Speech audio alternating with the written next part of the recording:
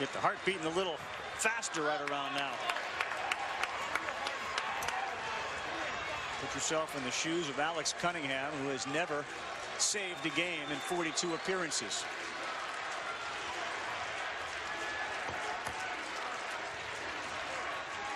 Three-2 coming to Ryan Hogg.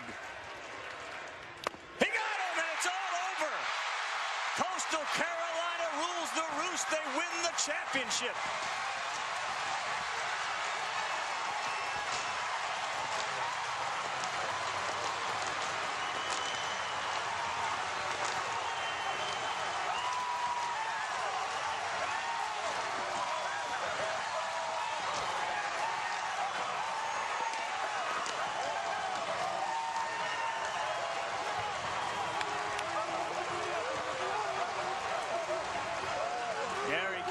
Can't believe it. There are tears in his eyes, and they'll be that way for a while after 21 years.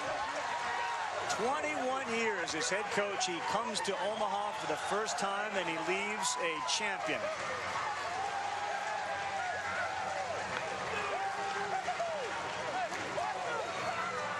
You just can feel how much this meant to these kids and that coach and that team.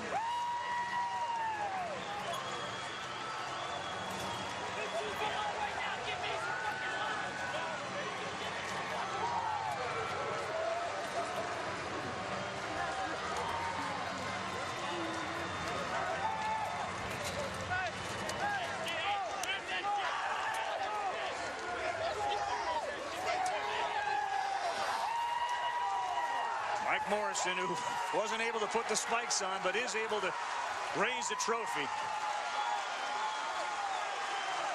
He was a big part of the school's first ever championship. And how about Alex Cunningham on a 3-2 pitch, throwing it by Ryan Hogg to win the game with a strikeout. Let's take a look at the Capital One Tournament most outstanding player. It's Andrew Beckwith, who goes 3-0 in 23 2/3. He struck out 14. Unanimous choice, and that makes sense. You want to know how hard Mr. Marks went this entire week? He's cramping up after this one, laying on the ground trying to stretch. Think about the road for Coastal Carolina as we look at the last pitch today by Alex Cunningham. Strikeout to end it, first career save. Coastal Carolina wins the national title. 21 years ago, Gary Gilmore took over as a head coach, and they didn't hardly have a field they could play on. Now they go back to Conway later on today, the national champs.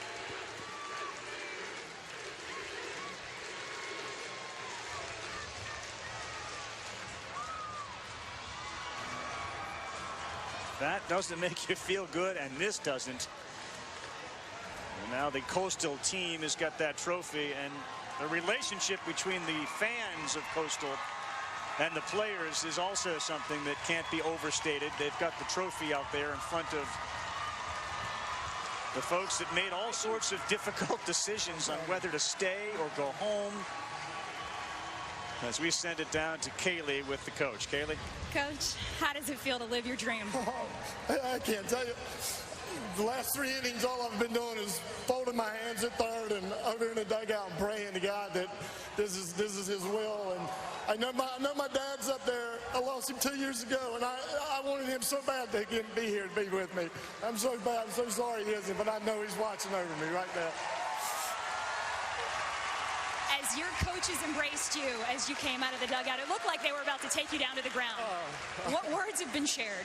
We love one another. You know, our families are close. It's just who we are. I think it's where those kids get that feeling of brotherhood from, is because we're all so close. What are your feelings for the kids on this team? It's indescribable. You know, it's. No doubt in my mind. I hope they don't take this personally. We're not the most talented team in America. We're just the national champion. That's all I know. That's all that matters. Coach, how do you put into perspective in your 21 years as the head coach at Coastal Carolina how far this program's come? Well, this program's been a lot better than people gave it credit for. They just thought we played in a small conference and couldn't get this done. And, you know, this bunch right here wanted to prove everyone wrong. We sure did. Thank you very much, Coach. Thank you very much.